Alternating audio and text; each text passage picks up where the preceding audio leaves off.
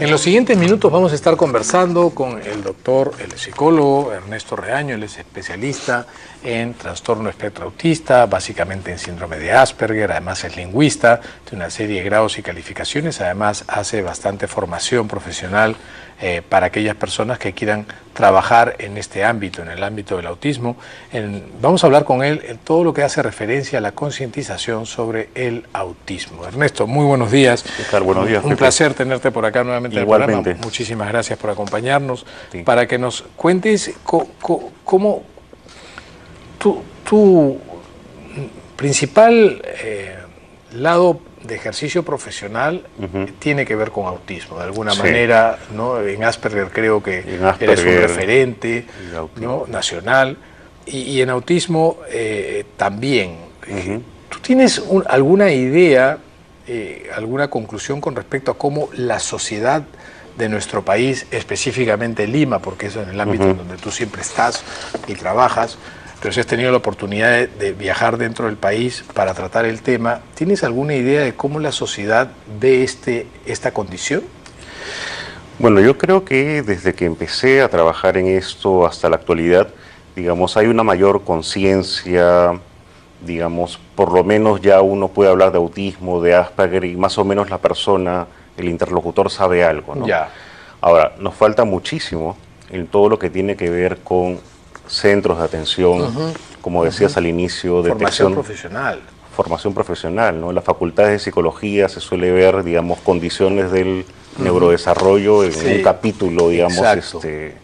a la pasada, ¿no? Es muy ligero, ¿no? Sí. ¿Tú consideras que en la currícula universitaria de todas las ciencias que tienen que ver con la salud, sobre todo la perspectiva psicológica, hablemos de psicología, en la formación en psiquiatría, en neuropediatría, deberíamos pensar en tener una materia propiamente dicha, bien establecida con respecto al autismo? Sí, yo creo que deberíamos pensar en tener, digamos, un curso sobre condiciones del neurodesarrollo y también sobre neurodiversidad en general, ¿no? Sí, pues. Exacto, porque no es la única condición. Claro, ¿no? Déficit de atención. Neurocognitiva que se ve en la población en general, sobre todo en la niñez. Claro, ¿no? Y que está bastante obviada y quienes deberían estar llamados a darse cuenta en un inicio, muchos pediatras, profesores de jardín de infantes, no conocen muchas veces los signos, ¿no? Te quiero hacer una pregunta que tiene que ver de alguna manera con la forma en la que la sociedad percibe esta condición. Es la mayor parte de los niños que tú recibes para evaluación o que en otros centros donde se trabaja con niños con espectro autista reciben para evaluación, ¿son referidos de dónde? ¿De sus pediatras, por iniciativa propia de la familia, de la escuela, del kindergarten, por iniciativa del médico, del pediatra que los ve?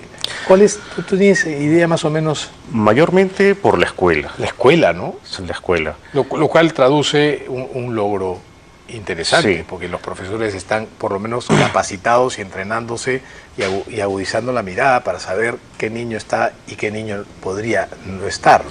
Claro, y lo preocupante muchas veces es que los médicos de atención primaria, claro, llega un padre y tiene un hijo de 1 año que todavía, digamos, no emite sonidos, no está formando palabras, y le dicen, no se preocupe, ya va a hablar, hay gente que se retrasa, no hay problema. Y claro, a veces puede ser un simple retraso, pero otras veces sí puede ser, digamos, una condición de un trastorno específico del lenguaje o de un tema de autismo, ¿no? ¿Cómo les explicas a los papás qué cosa es el autismo? En primer lugar, les digo que esto no es una enfermedad, es una condición. Es una condición del neurodesarrollo que implica que el cerebro de la persona está mucho más preparado para sistematizar información. Pero son personas que tienen una gran memoria, cuando un interés fijo, pueden aprenderse todo sobre ese tema que les gusta y que tienen dificultades por el lado de la empatía, ¿no? Leer signos sociales, leer, digamos, gestos asociados a la emoción, comprender las habilidades sociales necesarias para interactuar con los demás, ¿no? Entonces, por un lado vamos a tener talento en lo que son sus intereses particulares. En algunas áreas, claro. Y las dificultades van a venir por el lado y el trabajo psicoeducativo por el lado básicamente de lo que tiene que ver con la empatía, las habilidades sociales. ¿Tú consideras que autismo y trastorno de espectro autista pueden ser utilizados de manera simultánea? ¿Son sinónimos o es que hay diferencias entre uno y otro? Yo creo que, digamos, hablar de condiciones, prefiero, del espectro autista, digamos, nos da una mejor idea, ¿no? Porque esto es un continuo, ¿no?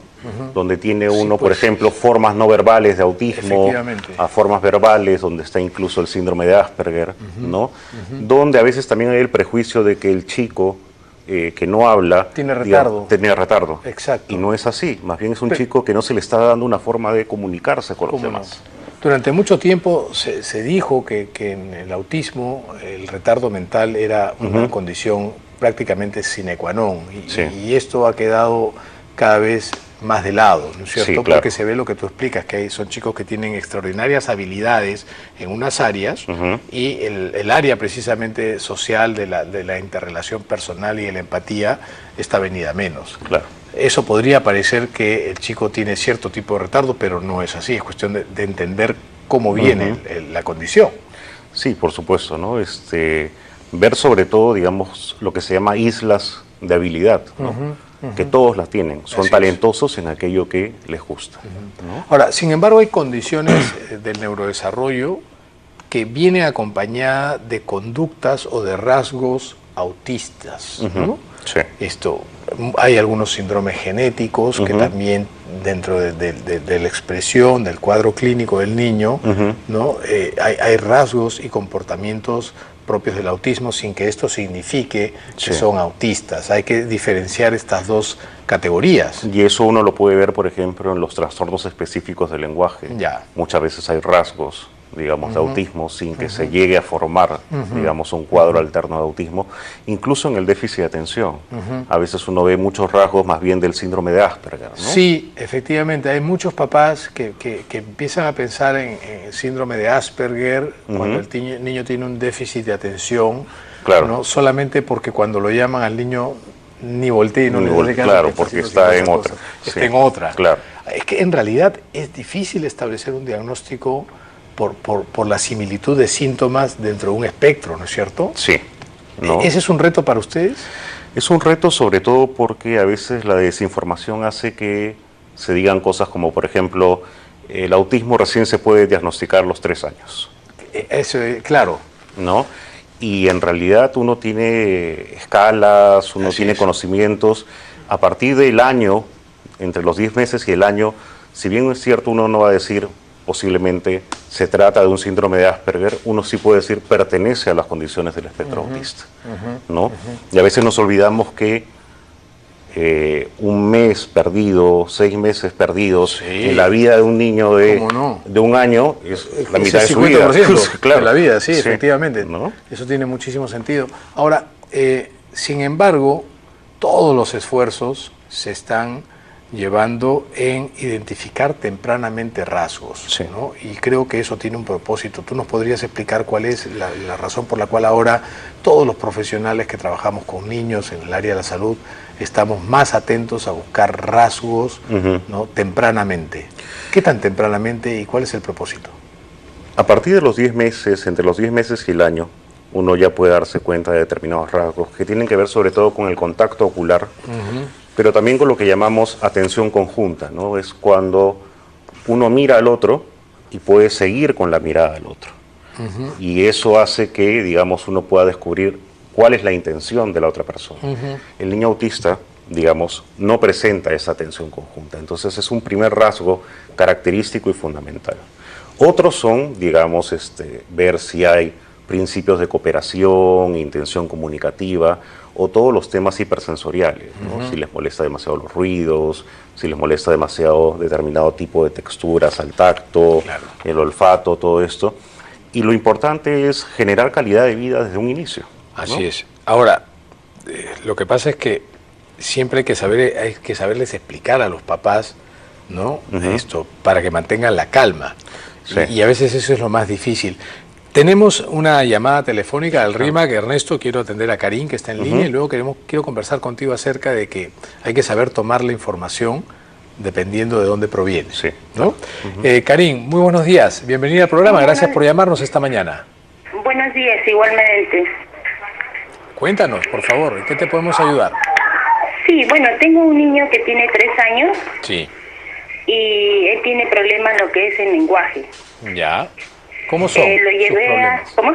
¿Qué tipo de problemas de lenguaje tiene? ¿No pronuncia bien o no habla nada? No habla nada, más bien recién ya son 3 meses que recién dice ya A, E, I, O, U, mamá, papá, pero hace 3 meses atrás no mencionaba nada. Ya. ¿Y qué has hecho para esto?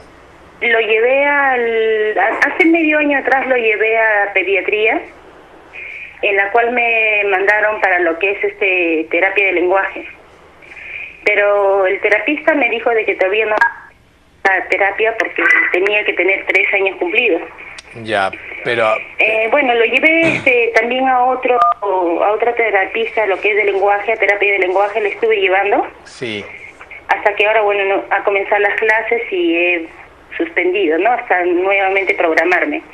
Ya. Entonces, como le estuve llevando con la terapista, él me enseñó unas técnicas y tenía 2 cuadernos en la cual me explicaba lo que tenía que hacer y bastante reforzarle lo que es las palabras de los animales, los secos, cómo hacen los animales, Karin, pronunciarle, ¿no? Karin, permíteme interrumpirte, perdóname que te interrumpa, pero quiero que lleguemos al grano de tu consulta. Sí. Tú me dices que a los 3 años tu hijo no hablaba absolutamente y lo llevaste a un pediatra. Desde que nació hasta los 3 años, ¿tu hijo ha ido a un pediatra regularmente, a una consulta de crecimiento y desarrollo? Al año de edad, entre el año y medio, te preguntaban si pronunciaba algunas palabras o no. ¿Viste eso? Y en algún momento alguien te dijo, acá hay un problema que hay que estudiar, acá hay una condición que hay que investigar. Sí, cuando tenía 2 años y medio. Bueno, pero 2 años y medio. ¿Y antes de esto, querida Karin, lo llevaste al pediatra? Sí, siempre lo he estado llevando al pediatra. Ya, ¿y no tocaban el tema del lenguaje? A ti, digamos, te llamaba o no te llamaba la atención, pero al doctor o doctora pediatra que veía a tu niño, ¿nunca te hizo ningún comentario acerca de esto? Me dijo que lo lleve a lo que es terapia de lenguaje. Y como le digo, yo lo llevé al terapista y me dijo que todavía a partir de los 3 años... A partir de los 3 años todavía podían comenzar su terapia. Entonces fui nuevamente a la doctora y me mandó con otro especialista, en la cual él me ayudó y para poder comenzar con la terapia, ¿no? Ya, ¿otro especialista en lenguaje, un especialista en neuropediatría, un especialista otro especialista de lenguaje? Terapia. Ok, Karin. ¿Cuál es tu consulta finalmente? ¿Qué es lo que yo sé? ¿Qué es lo que debo de hacer? Ok, perfecto. Muy bien, Karin, vamos a orientarte ya, porque creo que han pasado 3 años importantes, no sé qué opina el doctor Reaño, vamos a dejarle la palabra a él. Ernesto, por favor. Bueno, yo creo que si uno tiene un chico con 3 años que no ha desarrollado el lenguaje, ya uno ni siquiera está hablando de un retraso en el desarrollo del lenguaje, sino ya de posiblemente un trastorno específico del lenguaje, ¿no? Que es una condición, digamos, mucho más común de lo que se cree. Así es. ¿No? Y claro, es llevarlo a las terapias de lenguaje, pero a veces las terapias de lenguaje no solamente es que aprenda, digamos, con flashcards y estas cosas, sino que también aprenda principios comunicativos. Pero, ¿no? pero además hay otro tema que a mí me llama la atención, ¿no? La terapia de lenguaje se refiere al proceso y el conjunto de estrategias que tú aplicas en un niño que ya tiene un lenguaje, ¿no? Pero por alguna razón no está siendo estructurado de manera correcta para la edad que tiene. Y hay varios sesgos acá. El primero es 3 años y no habla una sola palabra. Claro. Y ahí ya no pensamos un trastorno de lenguaje común, sino algo que hay que investigar. Específico no lo sé, pero algo hay que hacer. Lo que me llama la atención es qué clase de control pediátrico debe haber tenido este niño, ¿no? Frente a qué clase de colega que no le haya preguntado, señora, ¿y cuántas palabras dice ahora que tiene 1 año y 3 meses? Claro.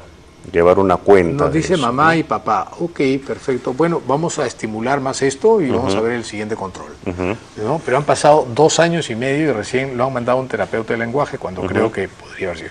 Y lo otro es la percepción de la gente con respecto a los signos del espectro autista, de esta condición. Mucha gente habla de retraso en el lenguaje. Para ti, ¿qué cosa es más importante como elemento de juicio que te va a llevar a establecer un diagnóstico, ¿el retraso del lenguaje o la interacción social? ¿Qué prima más a la hora de evaluar un niño? La interacción social. Pero para todos los papás es lenguaje. Sí. ¿No es cierto? ¿Por qué?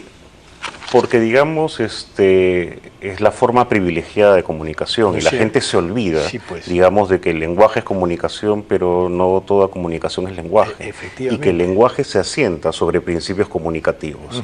Entonces, si el chico no hace atención conjunta, si el chico no tiene una intención comunicativa, si el chico no tiene principio de cooperación, no se va a asentar el lenguaje. Hable o no hable. Claro.